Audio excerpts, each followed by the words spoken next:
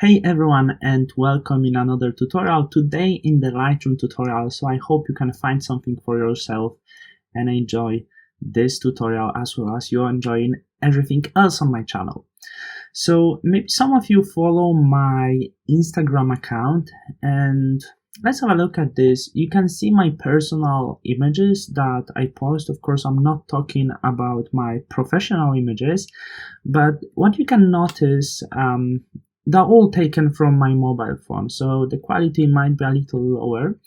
But what you can notice, I really love this cyan color. So I want to show you today how you can achieve the similar effect working with Lightroom. I'm showing you Lightroom because I'm using Lightroom app on my own mobile. So whether you take your mobile images or whether you use your camera, I'm going to show you how you can achieve the certain results, or how you can use the same method to achieve the results desired by you.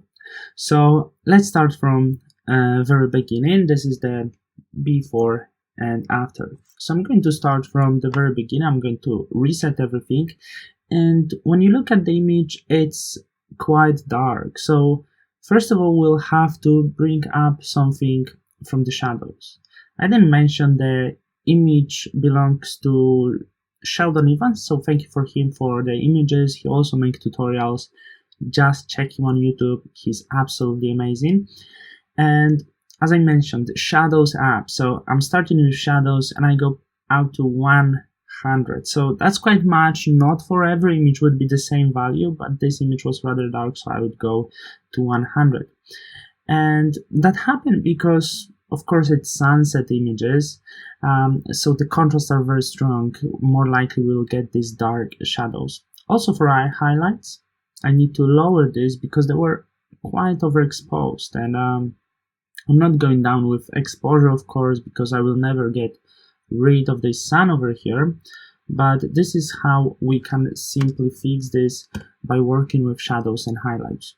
I still find this a little bit dark. I have some darks over here, so I would bring up more from the blacks and eventually maybe a little bit down of the whites. Right now I get rid of the contrast, so I have to restore it. Simply I would just add a little bit of contrast, and if you want to define your image even more, you can also use a clarity. So this is going to work really great for this sort of images. After I finish this is before and after. That would be a finish of the work with the lights and shadows. After this, the first color step I'm taking is adding some vibrance. Usually it's around 10, not really more than 15 ever. So after the basic panel, I'm going down to hue, saturation, luminance, which is probably the most important step in achieving the tones you really want. So what you could see, the cyan sky that I usually have, and I often start from the blue sky because it's often the biggest area of our image. I'm changing the hue, going down into more cyan, around 25 often. For this image it could be even a little bit more, and also I'm going up with aquas into more blues to like even out these two colors in between. Also a little bit down with yellow because I want yellows to be more orangey, but also oranges I want to be less orangey and more yellow. So this is also helped me to equalize this image in the direction I want. I don't have really more of other colors, so I would jump into saturation, and for the saturation I want to make really clear sky, so I will add a lot of saturation for the blue, a little bit of the saturation for yellows and oranges.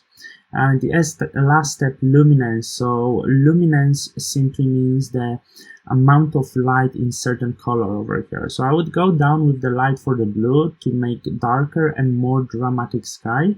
Also I would lower the amount of light for the yellows and oranges, so it could be a little bit more dramatic. That would be it about this panel. And the last panel I'm doing is split tuning. And For simple images, the split tuning I do using the basic color harmonies, like colors look well when they are opposite to each other. So for highlights, very often we'll have warm color, and I'm going with it.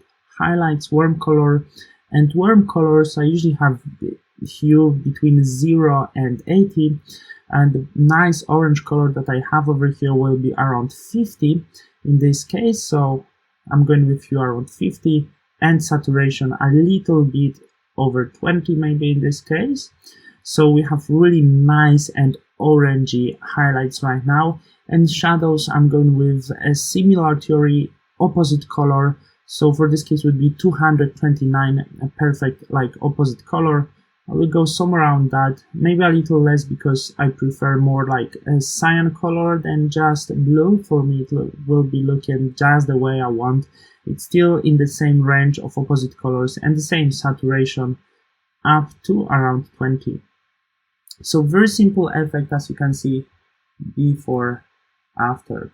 You can use this method to work with your own image. I think maybe it could have a little bit more of the contrast, just you can always go back and work with the contrast, but you can really restore a lot from the raw images, whatever you really like. If you don't know how to save image, you can just simply go to File, Export, check if everything is alright. I like to save my images to exactly the same folder as original photo. I'm checking if the format is the one I want, if I do not resize the file, and then I can hit export.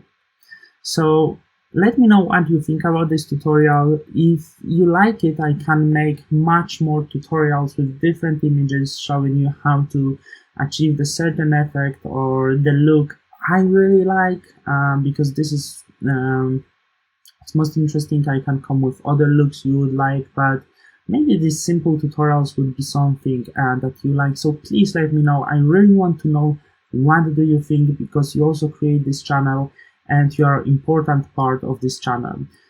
For now, thank you for watching, and as you can see, I didn't really pull the vibrance as it's supposed to be.